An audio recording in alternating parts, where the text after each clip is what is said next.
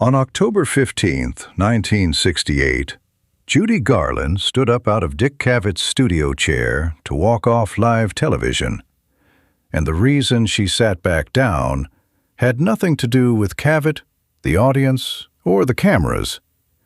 It had to do with a piece of butterscotch candy an elevator operator named Walt Kessler had pressed into her hand 11 minutes earlier, 4 floors below the studio. ABC Studio TV 15, West 66th Street, New York City, 6:52 p.m. Nobody watching at home ever learned his name. This is how it happened. Walt Kessler was 54 years old. He had run Elevator 4 in that building for 22 years, and for the last 11 months he had run it alone because his wife, Dorothy, had died of a stroke the previous November, and the apartment on 91st Street was too quiet to go home to early. So Walt worked doubles. He knew every producer, every page, every actor who came through those doors by the sound of their shoes before the elevator door even opened. He did not expect Judy Garland's shoes to sound like that. Small, uneven steps, a slight drag on the lift. She got in at the lobby, pressed 4, missed the button twice because her hand wouldn't hold still, so Walt pressed it for her. "4th floor," he said. "Cavett's people are expecting you, ma'am." She didn't answer right away.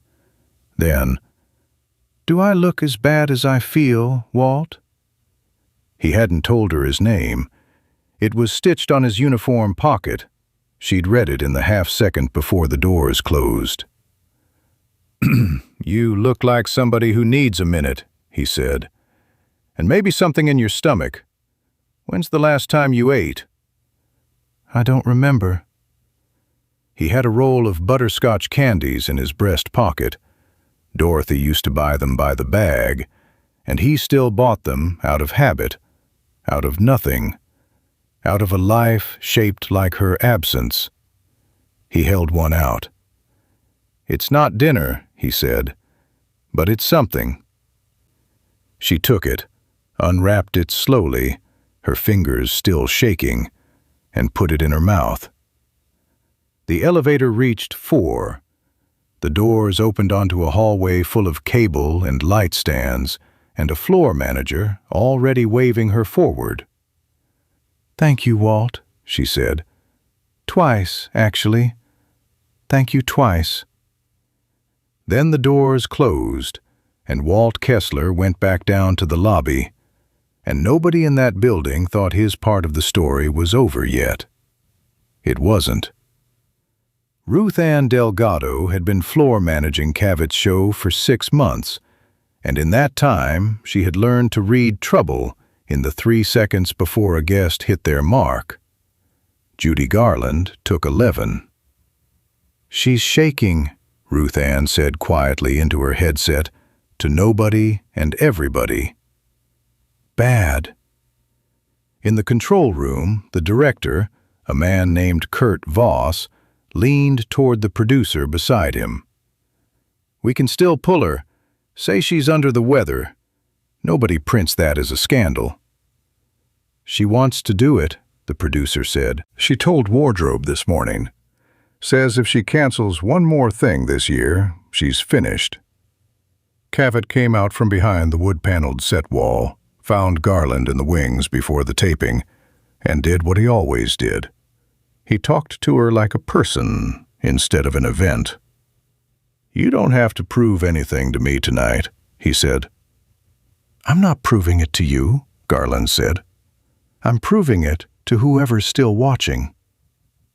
He didn't push.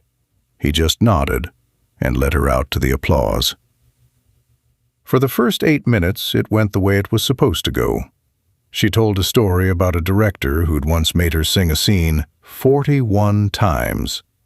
She was funny about it, sharp, self-mocking, the old timing still intact. The studio audience laughed on cue 3 separate times, loud enough that Ruth Ann exhaled for the first time since the elevator.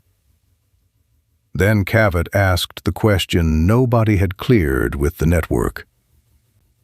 "Do you still enjoy singing, or is it work now?" Garland's smile held for a second too long.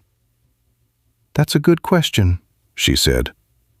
Her hand found the arm of the chair. That's when it happened. Her hand shook. Not the small, controllable tremor from earlier.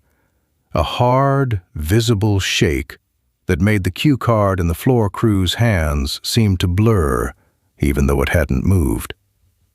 She looked down at her own fingers like they belonged to someone else. "I'm sorry," she said. "Give me a second." 1 second, 4, 9. The studio audience, 210 people who had lined up outside since 4 that afternoon, went absolutely still. Somewhere in the third row, a woman in a green coat put her hand over her mouth. Cavett didn't fill the silence. He'd learned, from doing this 5 days a week, that some silences were the interview. Garland tried again. "It used to be the only place I felt." Her voice cracked in the middle of the sentence, and she covered it fast, the way performers learn to cover everything fast, with a small laugh that fooled no one in that room. Then she stood up, not dramatically, not for effect. She simply rose from the chair the way a person rises when they've decided a room is no longer safe to sit in, and took 1 step toward the wings. Ruth Ann froze with her hand over the headset mic. Kurt Voss in the control room said, "Stay on her, don't you dare cut." 1 string had snapped. Then, in the space of 90 seconds, it looked like it might be all 6. She stopped after 1 step, stood there, half-turned from the camera, not leaving, not sitting. "Take your time," Cavett said. Just that, no question behind it. Garland looked out past the lights, past the audience, toward the wings, toward the hallway that led 4 floors down to the lobby. "There's a man downstairs," she said, turning back. "An elevator operator. I don't even know his last name. He saw my hands doing this."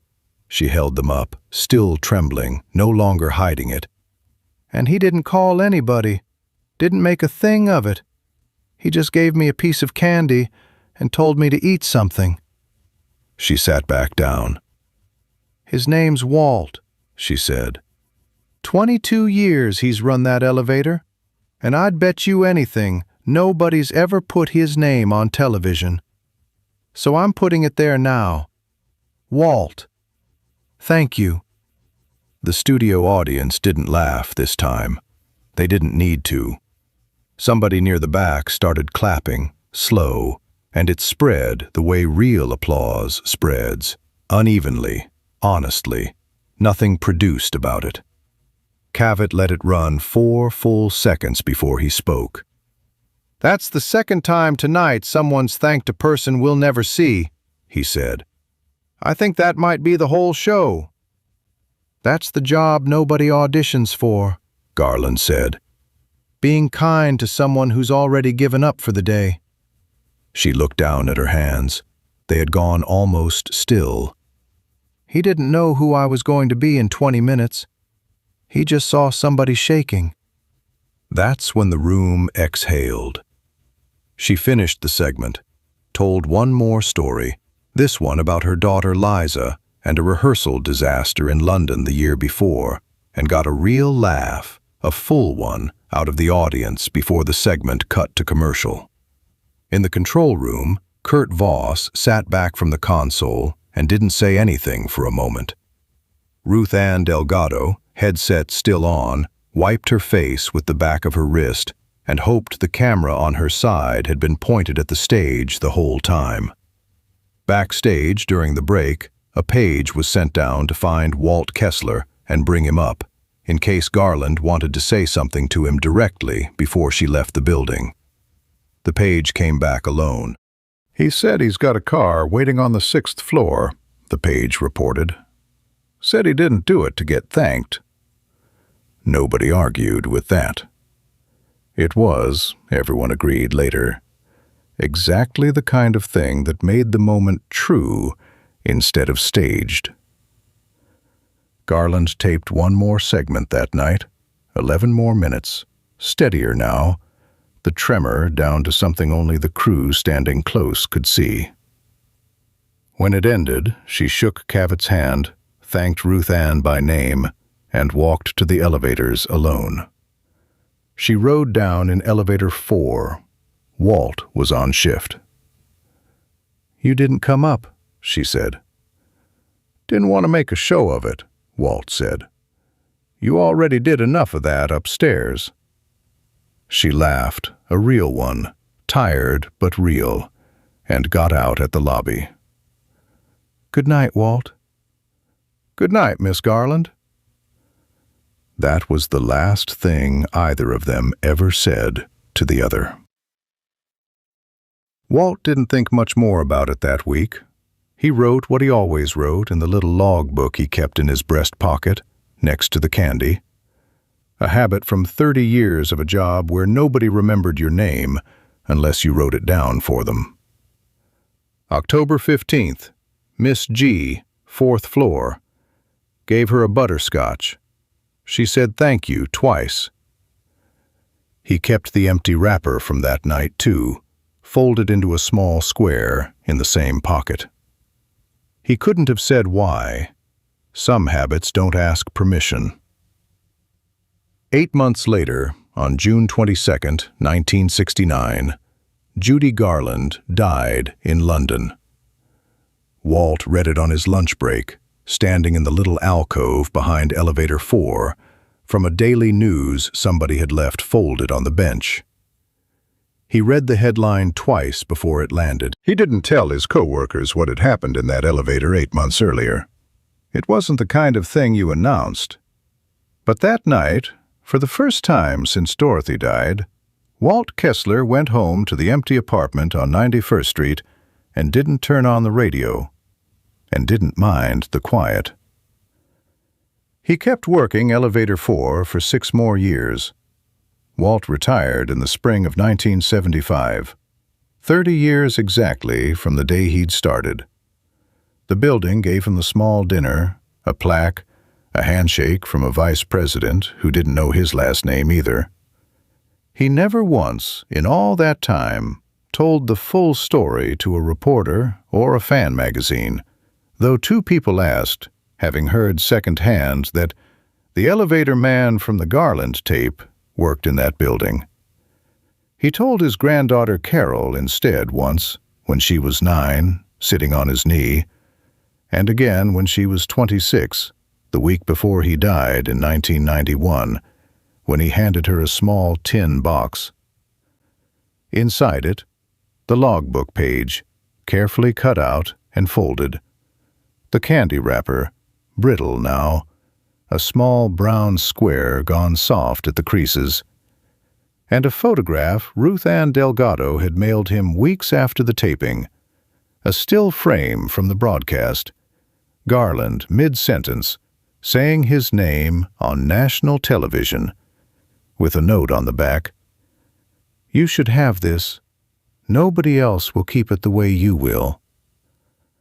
"I never asked her for anything," Walt told Carol.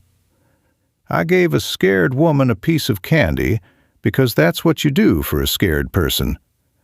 She's the one who decided to make it mean something." Carol Kessler kept the tin box for 30 more years. In 2021, she donated the logbook page and the photograph to a small television history exhibit that borrowed items from ABC's archive. Not because the item was valuable, a museum curator told her gently, but because it was rare. Most surviving artifacts from that era belonged to the famous. This one belonged to the man who happened to be standing nearby when someone famous needed a stranger's kindness more than an audience's applause. The wrapper stayed with Carol. She keeps it in a drawer, still folded the way her grandfather folded it in October of 1968, 4 floors below a studio full of lights he never once stood under. Studio TV 15 doesn't exist anymore under that name. The wood paneling came down decades ago. The building has new tenants, new elevators, faster ones, with no operators at all. But the story survives the way the best ones do.